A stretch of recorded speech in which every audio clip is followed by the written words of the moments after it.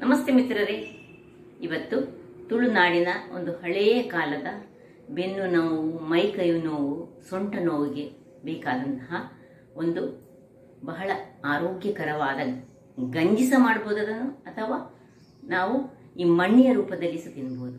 ಹೆಚ್ಚಾಗಿ ಹಿಂದಿನ ಕಾಲದಲ್ಲಿ ಈ ಬೇಸಾಯದ ಗದ್ದೆ ಎಲ್ಲ ಆದ ಮೇಲೆ ಮೈಕೈಯೆಲ್ಲ ಈ ರೈತ ಜನರಿಗೆ ಮೈಕೈ ನೋವು ಇರುವಾಗ ಇದನ್ನು ಹೆಚ್ಚಾಗಿ ಈ ಗಂಜಿಯನ್ನು ಮಾಡಿ ಕುಡಿಯುತ್ತಿದ್ದರು.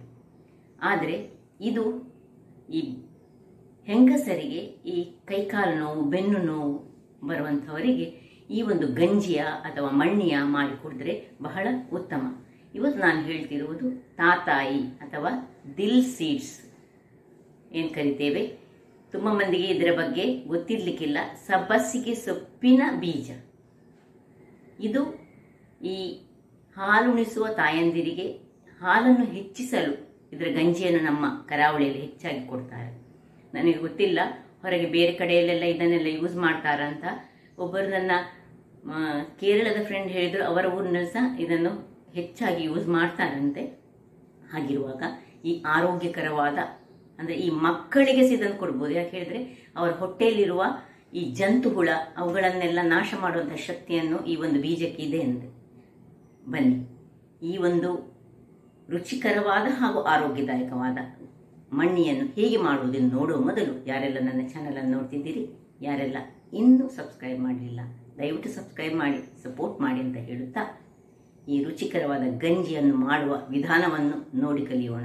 ನಮಸ್ತೆ ಮಿತ್ರರೇ, ಇಲ್ಲಿ ನೋಡಿ, ಈ ಒಂದು ಬೀಜವನ್ನು ನೀವು ನೋಡಿದ್ದೀರಾ. ಇದಕ್ಕೆ ನಾವು ತುಳುವರು ತಾತಾಯಿ, ತಾತಪ್ಪೆ ಅಂತ ಕರಿತೇವೆ. ಆರೋಗ್ಯಕ್ಕೆ ಬಹಳ ಉತ್ತಮವಾದುದು.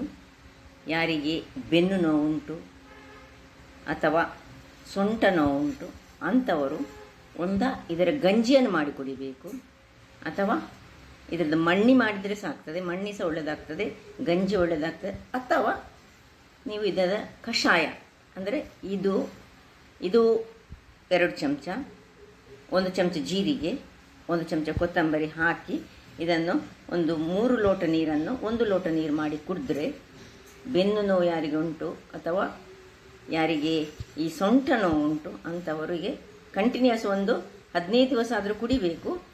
ಕಂಪ್ಲೀಟಾಗಿ ಗುಣ ಆಗ್ತದೆ. ಮತ್ತು ಈ ಹಾಲು ಉಣಿಸುವ ತಾಯಂದಿರಿಗೆ ಸಹ ಇದರ ಗಂಜಿಯ ಅಥವಾ ಮಣ್ಣಿಯ ಮಾಡಿಕೊಟ್ರೆ ತುಂಬ ಹಾಲು ಹೆಚ್ಚಾಗ್ತದೆ ಅವರಿಗೆ. ಯಾರಿಗೆ ಹಾಲು ಕಮ್ಮಿ ಇರ್ತದೆ ನೋಡಿ, ಕೆಲವರಿಗೆ ಹೆರಿಗೆ ಆದಮೇಲೆ ಅಂಥವ್ರು ಸಹ ಇದರ ಗಂಜಿಯನ್ನು ಮಾಡಿಕೊಡ್ಬೇಕು. ಇದಕ್ಕೆ ಇಂಗ್ಲೀಷ್ನಲ್ಲಿ ದಿಲ್ ಸೀಡ್ ಅಂತ ಸಹ ಹೇಳ್ತಾರೆ. ಸೊ ಸಬ್ಬಸಿಗೆ ಸೊಪ್ಪಿನ ಈ ಬೀಜ ಇದು ಆರೋಗ್ಯಕ್ಕೆ ಬಹಳ ಉತ್ತಮವಾದ. ನಮ್ಮ ಹಿಂದಿನ ಹಿರಿಯರು ಆಗೆಲ್ಲ ಈ ಬೆನ್ನು ನೋವು, ಸೊಂಟ ನೋವುಗಳಿಗೆಲ್ಲ ಈ ಡಾಕ್ಟರ್ ಹತ್ರ ಹೋಗಲಿಕ್ಕೆ ಇಲ್ಲ, ಇದೇ ಒಂದು ಇದನ್ನು ಉಪಯೋಗಿಸಿ ಗಂಜಿಯ, ಮಣ್ಣಿಯ, ಕಷಾಯವ ಏನಾದರೂ ಮಾಡಿ ಇದನ್ನು ಕುಡಿತಿದ್ದೆ. ಹಾಗಾದರೆ ನಾವಿವತ್ತು ಇದರ ಮಣ್ಣಿಯನ್ನು ಮಾಡೋಣ. ಇನ್ನೊಂದು ಬಾರಿ ನಾನು ಇದರ ಗಂಜಿಯನ್ನು ಮಾಡ್ತೇನೆ ಅಥವಾ ಕಷಾಯವನ್ನು ಸಹ ಹೇಗೆ ಮಾಡೋದನ್ನು ತೋರಿಸ್ಕೊಡ್ತೇನೆ. ಇವತ್ತು ನಾವು ಇದರ ಮಣ್ಣಿ ಮಾಡೋಣ. ಈಗ ನಾನು ರಾತ್ರಿಯೇ ಏನು ಮಾಡಿಟ್ಟಿದ್ದೇನೆ, ಈ ಚಮಚದಲ್ಲಿ 4 ಚಮಚದಷ್ಟು ಈ ತಾತಾಯಿಯನ್ನು, ಹೀಗೆ ಒಟ್ಟು 4 ಚಮಚ ತಾತಾಯಿಯನ್ನು ನೀರಿನಲ್ಲಿ ಒಮ್ಮೆ ತೊಳೆದು ಮತ್ತೆ ಅದನ್ನು ನೀರಿನಲ್ಲಿ ಜಸ್ಟ್ ಒಮ್ಮೆ ತೊಳೆದದ್ದು ಮತ್ತೆ ನೀರಿನಲ್ಲಿ ಹಾಕಿದ್ದೇನೆ. ಈ ನೀರನ್ನೇ ಈಗ ನಾವು ಯೂಸ್ ಮಾಡ್ಕೊಳ್ತಿದ್ದೇವೆ. ಇನ್ನು 3 ಚಮಚ, ಇದು 4 ಚಮಚ ಆದರೆ 3 ಚಮಚದಷ್ಟು ಮೆಂತೆ ಕಾಳನ್ನು ರಾತ್ರಿ ನೆನೆಸಿಟ್ಟುಕೊಂಡಿದ್ದೇನೆ. 1 ಬೌಲ್, 1 ಸಣ್ಣ ಗಡಿಯಷ್ಟು ತೆಂಗಿನ ತುರಿ ಬೇಕು. ಮತ್ತೊಂದು 30-35 ಗ್ರಾಮ್ಸ್ನಷ್ಟು ಬೆಲ್ಲ ಬೇಕು. ಬೆಲ್ಲ ನಿಮ್ಮ ಸಿಹಿಗೆ ತಕ್ಕಷ್ಟು. ನಾನು ಇಷ್ಟು ಬೆಲ್ಲ ಅಂತ ಹೇಳುವುದಿಲ್ಲ. ಯಾರಿಗೆ ಎಷ್ಟು ತುಂಬ ಸಿಹಿ ಕಡಿಮೆ ಬೇಕಿದ್ರೆ ಕಡಿಮೆ ಸಹ ಹಾಕ್ಕೊಳ್ಬೋದು. ಮತ್ತು 1 ಲೋಟದಷ್ಟು ಈ ಅಕ್ಕಿ, ರಾ ರೈಸ್, ರೇಷನ್ ರೈಸ್ ಆಗ್ತದೆ ಅಥವಾ ಸೋನಾ ಮಸೂರಿ ಸಹ, ಯಾವ ರೈಸ್ ಆಗ್ತದೆ. ಹೀಗೆ ಬಿಳಿ ರೈಸ್ ಆಗಬೇಕು ಮಾತ್ರ. ಇದನ್ನು ನೀರಿನಲ್ಲಿ ಒಂದು 4-5 ಗಂಟೆಗಳ ಕಾಲ ನೆನೆಸಿಟ್ಕೊಂಡಿದೆ. ಈಗ ಮೊದಲಿಗೆ ನಾವೇನು ಮಾಡುವ ಹೇಳಿದರೆ ಇವುಗಳನ್ನೆಲ್ಲ ಒಂದು ಮಿಕ್ಸಿಯಲ್ಲಿ ಹಾಕೊಳ್ಳೋಣ. ವೀಕ್ಷಕರೇ, ಈಗ ಮಿಕ್ಸಿ ಜಾರ್ ತೆಗೆದುಕೊಂಡಿದ್ದೇನೆ. ಇದರಲ್ಲಿ ಅಕ್ಕಿ,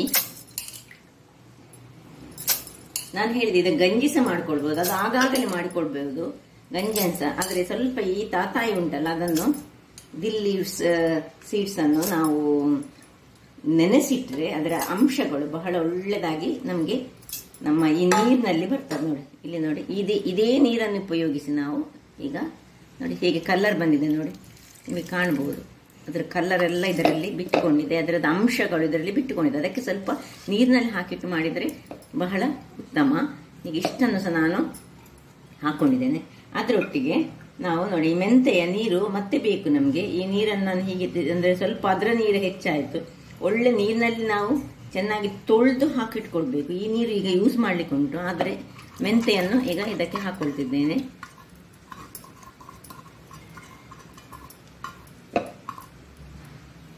ಇನ್ನು ಬೇಕಿದ್ರೆ ಈ ಮೆಂತೆ ನೀರನ್ನು ಕಡಿಯುವಾಗ ಹಾಕೊಳ್ಳುವ, ಇಲ್ಲದಿದ್ರೆ ನಾವು ಮತ್ತೆ ಇನ್ನು ಬೇಕಿದ್ದಕ್ಕೆ ನೀರು ನಾನು ಹೇಳ್ತೇನೆ ಏನು ಮಾಡಿ. ಇನ್ನು ತೆಂಗಿನ ತುರಿ, ಒಂದು ತೆಂಗಿನ ಹಾಲು ತೆಗೆದುಕೊಟ್ಟು ಮಾಡ್ಬೋದು.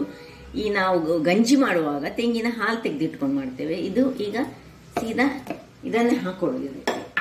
ಇನ್ನು ಈ ಬೆಲ್ಲ ಏನುಂಟು ನೋಡಿ, ಇದು ಇಡೀ ಇದ್ರೆ ಪೌಡರ್ ಇದ್ರೆ ಪೌಡರ್ ಮಾಡ್ಕೊಳ್ಳಿ, ಇಡೀ ಇದ್ರೆ ಸ್ವಲ್ಪ ಇದನ್ನು ಸರಿ ಗುದ್ದಿಕೊಂಡು, ಇಲ್ಲದಿದ್ರೆ ಸರಿಯಾಗಿ ನಮಗೆ ಪೌಡರ್ ಮಾಡಿಕೊಂಡು ನಾವು ಮಾಡ್ಕೊಳ್ಳೋಣ.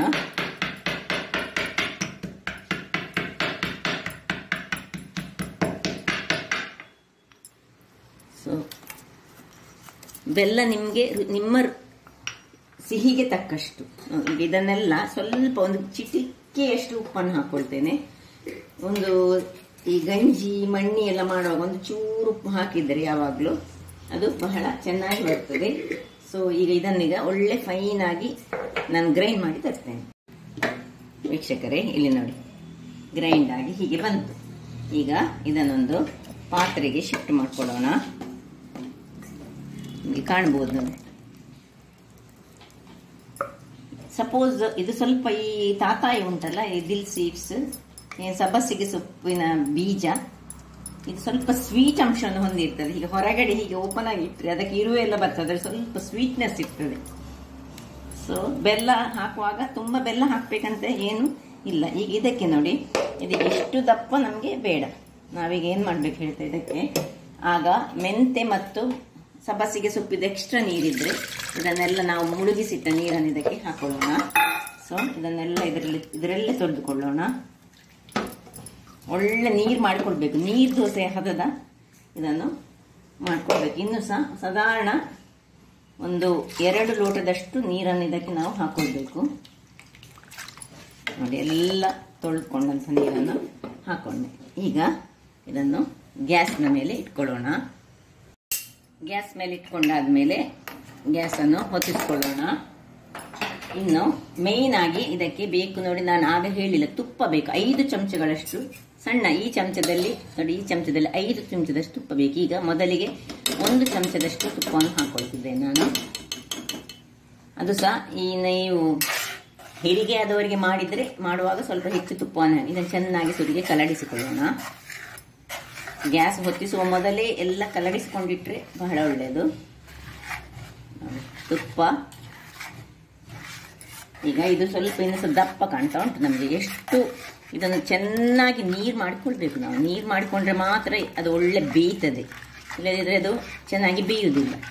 ಹೇಗೆ ನಾವು ಈ ಕಡುಬು ಪುಂಡಿ ಮಾಡ್ತೇವೆ ನೋಡಿ, ಆ ರೀತಿಯಲ್ಲಿ ನಾವು ಈ ಪುಂಡಿಯನ್ನು ನಾವು ಹೀಗೆ ಒಳ್ಳೆ ಆರಿಸಿಕೊಳ್ತೇವೆ ನೋಡಿ, ಅದೇ ರೀತಿಯಲ್ಲಿ ನಾನೀಗ ನಮಗೆ ಆರಿಸಿಕೊಳ್ಳಿಕ್ಕೆ ಉಂಟು ನೋಡಿ. ಈ ಟೈಪ್ನಲ್ಲಿ ನೀರಾಗಬೇಕು. ಇದು ಸ್ವಲ್ಪ ಸಹ ಗಟ್ಟಿ ಇರಬಾರ್ದು ಸುರಿಗೆ.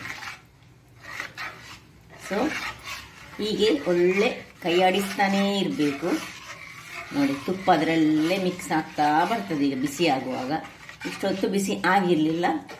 ಈಗ ಸ್ವಲ್ಪ ಉರಿ ದೊಡ್ಡದಿಟ್ಟುಕೊಂಡು ಎಲ್ಲ ಕಲಡಿಸಾದ್ಮೇಲೆ ಉರಿ ದೊಡ್ಡದು ಮಾಡಿಕೊಳ್ಬೇಕು. ಹೀಗೆ ತಿರುಗಿಸ್ತಾ ಬರೋಣ. ವೀಕ್ಷಕರೇ ನೋಡಿ, ಒಳ್ಳೆ ತುಪ್ಪ ಅದರಲ್ಲಿ ಹಾಕಿದ್ದು ಕರಗಿತ್ತು ನೋಡಿ, ಗಟ್ಟಿ ಗಟ್ಟಿ ಆಗ್ತಾ ಬಂತು. ಅದಕ್ಕೆ ಸ್ವಲ್ಪ ಟೈಮ್ ತೆಗಿತದೆ, ಒಂದು ಅರ್ಧ ಗಂಟೆ ಆದರೂ ಬೇಕಾಗ್ತದೆ. ಸೊ ಅವಸರ ಮಾಡಿದರೆ ಸರಿಯಾಗಿ ಅದು ಬೇಯುವುದಿಲ್ಲ. ಅದರಿಂದಾಗಿ ನಾವು ಒಳ್ಳೆ ನೀರು ಮಾಡಿಕೊಂಡು ಇದನ್ನು ಕೈಯಾಡಿಸ್ತಾನೇ ಇರಬೇಕು. ಇದರಲ್ಲಿ ಇದೇ ಕೆಲಸ ಇರೋದು. ಸೊ ಇದಕ್ಕೊಂದು ಸ್ವಲ್ಪ ಏಲಕ್ಕಿ ಬೇಕಿದ್ರೆ ಏಲಕ್ಕಿಯನ್ನು ಹಾಕೊಳ್ಬೋದು ನಾವು. ನೋಡಿ, ನಾನೊಂದು ಏಲಕ್ಕಿ ಸ್ವಲ್ಪ ಇಲ್ಲಿ ಇಡೀ ಏಲಕ್ಕಿಯನ್ನು ಹೀಗೆ ಗುದ್ದಿಕೊಂಡು ಅದರ ಸಿಪ್ಪೆ ಒಟ್ಟಿಗೆ ಹಾಕೊಳ್ತಿದ್ದೇನೆ. ನೀವು ಬೇಗ ಸಿಪ್ಪೆ ಬೇಡದಿದ್ದರೆ ಖಾಲಿ ಇದನ್ನು ಸಹ ಹಾಕೊಳ್ಬೋದು.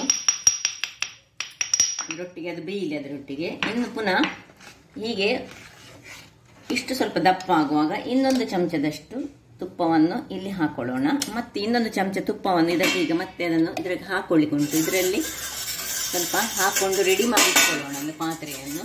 ನಾವು ಮಣ್ಣಿ ಮಾಡ್ತಾ ಇದ್ದೇವಲ್ಲ, ಅದರಿಂದಾಗಿ ಬಹಳ ರುಚಿಕರವಾಗಿ ಬರ್ತದೆ, ಆರೋಗ್ಯಕ್ಕೆ ಬಹಳ ಉತ್ತಮ. ಬೆನ್ನು ನೋವು, ಸೊಂಟ ನೋವು ಮತ್ತು ಹಾಲಿನ ಉತ್ಪನ್ನ ಕಮ್ಮಿ ಇರುವಂತಹ ಹಾಲುಡಿಸುವ ತಾಯಂದಿರು ಅವರಿಗೆಲ್ಲ ಹೇಳಿ ಮಾಡಿಸಿದಂತಹ ಈ ಒಂದು ಮಣ್ಣಿ. ಸೊ ಇದರ ಗಂಜಿ ಸಹ ಆಗ್ತದೆ. ಗಂಜಿ ಸುಲಭ ಮಾಡೋದು, ಇದಕ್ಕಿಂತ ಸಹ ಸುಲಭ ಗಂಜಿ. ಸೊ ಗಂಜಿ ಮಾಡಿದ್ರೆ ಸಹ ಆಗ್ತದೆ. ಗಂಜಿಯ ವಿಧಾನ ಸ್ವಲ್ಪ ಬೇರೆ, ಇದರದ ವಿಧಾನ ಸ್ವಲ್ಪ ಬೇರೆ. ಇದು ಸ್ವಲ್ಪ ಕೈಯಾಡಿಸ್ತಾನೇ ಇರಬೇಕು ನೋಡಿ. ಸಾಧಾರಣ ಅರ್ಧ ಗಂಟೆ ಆಗ್ತದೆ ನಮಗೆ. ಸೊ ಅವಸರ ಮಾಡ್ಲಿಕ್ಕೆ ಹೋದ್ರೆ ಆಗುದಿಲ್ಲ.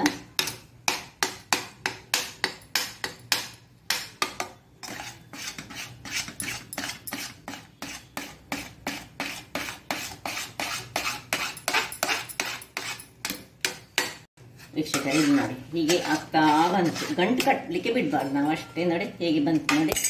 ಸಪೋಸ್ ನಿಮ್ಮ ಹತ್ರ ಇದು ಸ್ವಲ್ಪ ನಿಮಗೆ ಇನ್ನು ಸ್ವಲ್ಪ ದಪ್ಪ ಆಯ್ತಂತಾದ್ರೆ ಸ್ವಲ್ಪ ಇನ್ನು ಸ್ವಲ್ಪ ನೀರನ್ನು ಹೀಗೆ ಹಾಕೊಂಡು ಮಾಡ್ಬೋದು. ಈಗ ಪುನಃ ಒಂದು ಚಮಚದಷ್ಟು ತುಪ್ಪವನ್ನು ಇದಕ್ಕೆ ಹಾಕೊಳ್ಳೋಣ. ಒಟ್ಟು ನಾನು ಇಲ್ಲಿ 3 ಚಮಚ ತುಪ್ಪ ಹಾಕೊಂಡಿದ್ದೇನೆ. ಅಲ್ಲಿ ಒಂದೂವರೆ ಚಮಚದಷ್ಟು ಪ್ಲೇಟಿಗೆ ಹಾಕೊಂಡಿದ್ದೇನೆ ತುಪ್ಪವನ್ನು.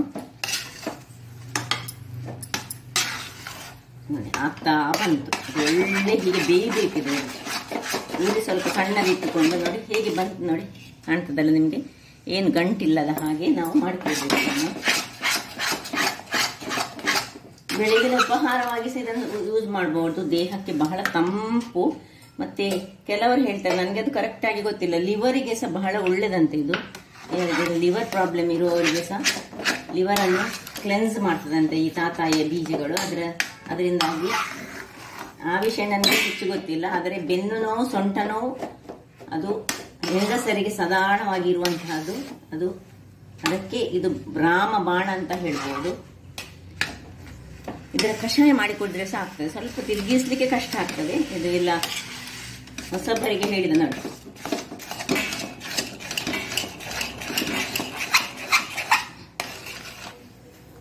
ಆಗ್ತಾ ಬಂತಾಯ್ತು. ಇಷ್ಟಾಗುವಾಗ ಇದನ್ನು ಆಫ್ ಮಾಡಿಕೊಂಡು ನಾವು ಹೀಗೆ ತುಪ್ಪ ಬೆರೆಸಿದಂಥ ಇದಕ್ಕೆ ಶಿಫ್ಟ್ ಮಾಡಿಕೊಳ್ಬೋದು. ಅಥವಾ ನೀವು ನೋಡಿ ಇದನ್ನು ಒಂದೊಂದು ತಟ್ಟೆಯಲ್ಲಿ ಹೀಗೆ ಹಾಕೊಂಡು ಸಹ ಹೀಗೆ ತಿನ್ಬೋದು. ತಟ್ಟೆಯಲ್ಲಿ ಹಾಕೊಂಡು ಸಹ ತಿನ್ಬೋದು, ಸೀದಾ ಬಿಸಿ ಬಿಸಿಯಾಗಿ ತಿನ್ಬೋದು. ಅಥವಾ ಇದನ್ನು ಇದಕ್ಕೆ ಶಿಫ್ಟ್ ಮಾಡಿಕೊಂಡು ಈಗ ಇದನ್ನು ಸ್ವಲ್ಪ ಹೊತ್ತು ಬಿಟ್ಟರೆ ಉಂಟಲ್ಲ, ಇದನ್ನು ನಾವು ಗಟ್ಟಿಯಾಗಿ ಕಟ್ಟಿಂಗ್ ಮಾಡಿ ಸಹ ಆಗ್ತದೆ. ಸೊ ಇದರಲ್ಲಿ ನಾನೀಗ ಹಾಕೊಂಡು ಪೀಸ್ ಆಗಿ ಸಹ ಮಾಡಲಿಕ್ಕೆ ಆಗ್ತದೆ. ಅಥವಾ ನಾನು ಹೇಳಿದೆಲ್ಲ ಹೀಗೆ ಸೀದಾ ಸಹ ತಿನ್ಬೋದು. ಸೀದಾ ತಿನ್ನಲಿಕ್ಕೆ ಸಹ ಬಹಳ ಚೆನ್ನಾಗಿ ಬರ್ತದೆ. ನಮಗೆ ಹೆಚ್ಚಾಗಿ ನಮ್ಮ ಮನೆಗಳಲ್ಲಿ ಹೀಗೆ ಇದನ್ನು ಸೀದಾ ಸಹ ಕೊಡ್ತಿದ್ರು. ಒಂದೊಂದು ತಟ್ಟೆಯಲ್ಲಿ ಹಾಕೊಂಡು ಒಂದೊಂದು ತಟ್ಟೆ ತಿನ್ನಲಿಕ್ಕೆ ಕೊಡ್ತಿದ್ರು. ಹೀಗೆ ಸಹ ಆಗ್ತದೆ, ಹೇಗೆ ಸಹ ಆಗ್ತದೆ. ಸ್ವಲ್ಪ ತುಪ್ಪ ಮಾತ್ರ ಹಾಕೊಂಡು ತಿನ್ನಬೇಕು, ಬಹಳ ರುಚಿಕರವಾಗಿ ಬರ್ತದೆ.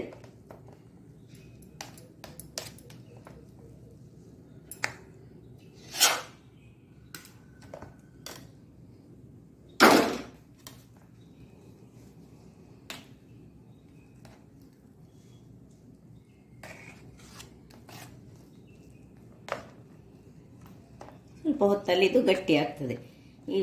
ಹೀಗೆ ನಾವು ಈ ಕಡುಬಿನ ಪೀಸ್ಗಳನ್ನು ಹೇಗೆ ಮಾಡಿ ತಿಂತೇವೆ ನೋಡಿ, ಅದೇ ರೀತಿಯಲ್ಲಿ ನಾವು ಮಾಡಿ ತಿನ್ಬೋದು. ಇದರ ಮೇಲೆ ಬೇಕಿದ್ರೆ ಸ್ವಲ್ಪ ತುಪ್ಪವನ್ನು ಸಹ ಹಾಕೊಳ್ಬೋದು. ಸೊ ನೋಡಿದ್ರಲ್ಲ ವೀಕ್ಷಕರೇ, ಈಗ ಇನ್ನು ಇದಕ್ಕೊಂದು ಸಾಧಾರಣ 1 ಗಂಟೆ ಬೇಕಿದೆ ತಣ್ಣಗಾಗಿ ಪೀಸ್ ಮಾಡಲಿಕ್ಕೆ. ಅದರ ಬದಲು ನಾವು ಒಂದು ತಟ್ಟೆಯಲ್ಲಿ ಹಾಕೊಂಡು ಹೀಗೆ ಸಹ ತಿನ್ಬೋದು. ಯಾರಿಗೆಲ್ಲ ಬೆನ್ನು ಉಂಟಂತಹವರು ಬೆಳಿಗಿನ ಉಪಹಾರವಾಗಿ ಕಂಟಿನ್ಯೂಸ್ ಆಗಿ ಒಂದು ವಾರದಲ್ಲಿ 2-3 ಸತಿ ಇದನ್ನು ತೆಗೆದುಕೊಂಡ್ರೆ ಬಹಳ ಉತ್ತಮ. ಹಾಗಾದರೆ ನೋಡಿದ್ರಲ್ಲ ವೀಕ್ಷಕರೇ, ನೋಡಿ ನಾನು ಇದರಲ್ಲಿ ಇಟ್ಟು ತೋರಿಸ್ತೀನಿ. ಬಿಸಿ ಉಂಟು. ನಮ್ಮ ಈ ಒಂದು ತಾತಾಯಿ, ಹೆಚ್ಚಿನವರಿಗೆ ಈ ತಾತಾಯಿಯ ಬಗ್ಗೆ ಏನು ಹೇಳಿ ಗೊತ್ತಿರೋದಿಲ್ಲ ಈಗಿನ ಜನರೇಷನ್ಗಳಿಗೆ. ಮುಂಚಿನವರಿಗೆ, ಹಿಂದಿನವರು ನಮಗೆ ಇದು ಹೇಳಿಕೊಟ್ಟಂತಹ ಒಂದು ಮದ್ದು ಅಂತಲೇ ಹೇಳ್ಬೋದು. ಹಾಗಾದರೆ ನನ್ನ ಕುಕಿಂಗ್ ಚಾನಲ್ ನಿಮಗೆ ಇಷ್ಟ ಆದರೆ ಬೋಳೂರು ಸುವರ್ಣ ಚಾನಲನ್ನು ಲೈಕ್ ಮಾಡಿ, ಶೇರ್ ಮಾಡಿ ಹಾಗೂ ಸಬ್ಸ್ಕ್ರೈಬ್ ಮಾಡಿ. ಹಾಗೂ ನನ್ನ ಇನ್ಸ್ಟಾಗ್ರಾಮ್ ಪೇಜನ್ನು ಫಾಲೋ ಮಾಡಿ. ಧನ್ಯವಾದಗಳು.